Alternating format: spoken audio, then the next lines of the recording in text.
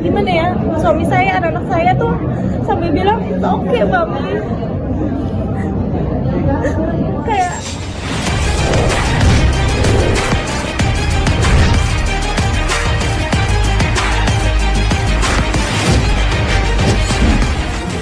kalau mulai investasinya itu kerjasamanya dari 2022 sampai 2024. Cuma saya tahu ada indikasi adanya tindak penipuan itu di tahun 2024 bulan Juli. Kenapa sih Kak percaya emang udah lama berhubungan atau seperti apa? Kenalnya sih saya dari 2020 itu saya dikenalin sama teman saya Clarence. Mungkin kalau pada tahu Clarence itu yang makeup Victoria Makeup itu bertempat di Bali. Awal pertemuannya dikenalin dia sih karena saya rasa ya mungkin Clarence orang yang bonafit ya, yang nggak mungkin macam-macam dan aneh-aneh, artinya Victoria juga pasti nggak aneh-aneh ya. Jadi saya mau gitu kenalan, ketemu, makan bareng, dan akhirnya kita cukup intens dan berhubungan baik gitu. 3-4 tahun. Dan abis itu Bertahap, jadi dari 2022 itu mulai banget investasi ditawarin. Itu secara bertahap, jadi uangnya itu juga bukan uang saya pribadi. Total keseluruhan 15M itu adalah total gabungan dana dari saya, suami saya, 2 perusahaan saya. Asli kalau setiap investasi kan pasti dijanjikan keuntungan ya, profit. Dimana keuntungan profitnya itu ya cukup besar sih gitu, di 6,5% sampai 13% setiap per 2 bulan gitu.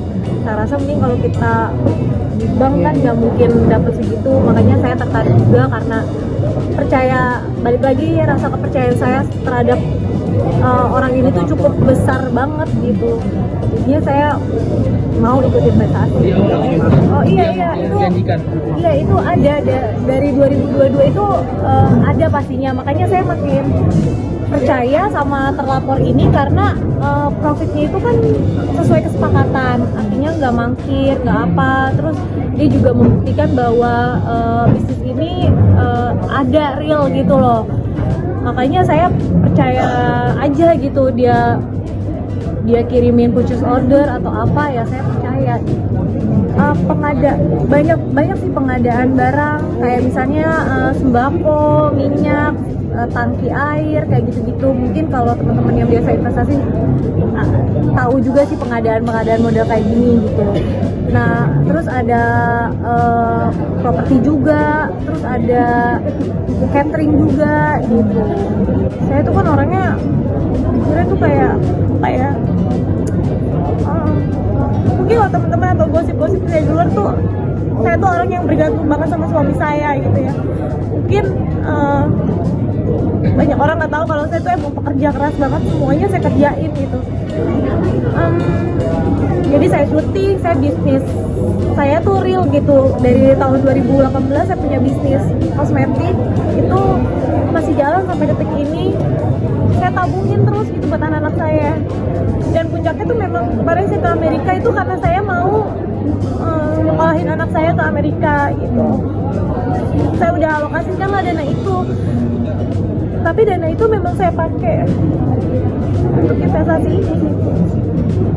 Kurang lebih berapa ya, mungkin karena saya ngerasa uang saya yang saya kumpul itu emang saya buat pendidikan anak, jadi saya rasa semuanya tuh memang dana itu untuk pendidikan anak gitu ya. Sekitar 6,2 miliar itu uang pribadi saya dan perusahaan saya, tapi kalau uang suami saya itu sekitar 6,5 miliar. Banyak banget, tapi yang saya kesel tuh korbannya tuh cuma bisa diem gitu. Maksudnya ayo speak up gitu, kita sama-sama korban, saya bantu gitu.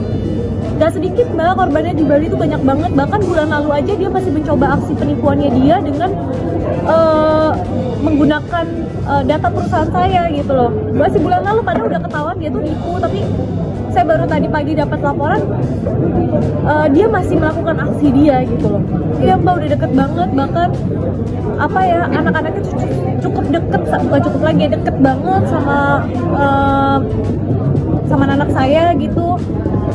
terus kayak apa ya, saya udah anggap kakak saya sendiri lah, bahkan saya nggak terlalu dekat sama kakak kandung saya ya, maksudnya karena kita juga punya kesibukan masing-masing, akhirnya nggak dekat. Dan sama ini orang aja saya kayak ngerasa aduh sister banget gitu, kayak aduh Tuhan tuh kirimin dia tuh buat kayak ada di hidup saya tuh kayak apa ya, menjadi bagian keluarga saya gitu loh. Makanya saya kaget, dia kan selalu ngebahas sama saya, ayo kita kumpulin duit gitu, kita bikin perusahaan bareng supaya anak-anak kita nih bisa sekolah yang bagus, kita cari cuan terus gitu, jangan dihabis-habisin gitu.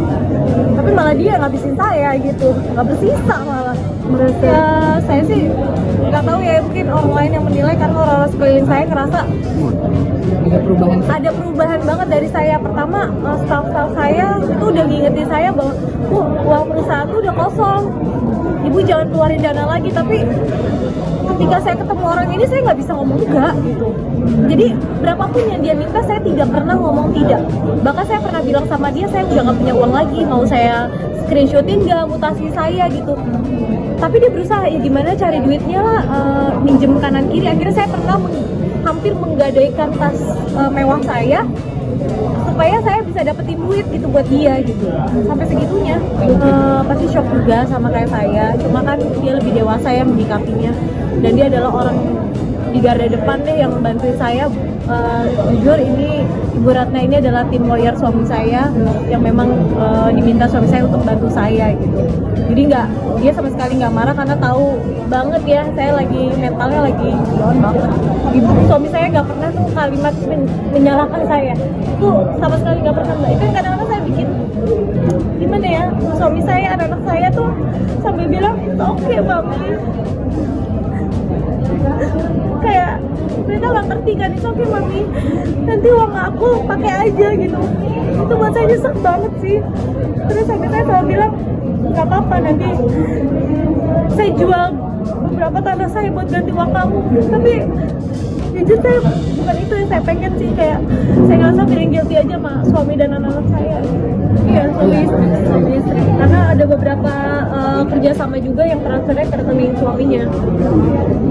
Saya minta kejelasan, pertama jadi lama banget balesnya, terus ditelepon gak diangkat, alasan ini tuh. Terus saya coba memediasikan sama tim lawyer kan, pastinya saya juga udah nggak mungkin teks dia ya gitu, saya juga nggak mau ngemis gitu, artinya kan dia tahu tanggung jawabnya seperti apa.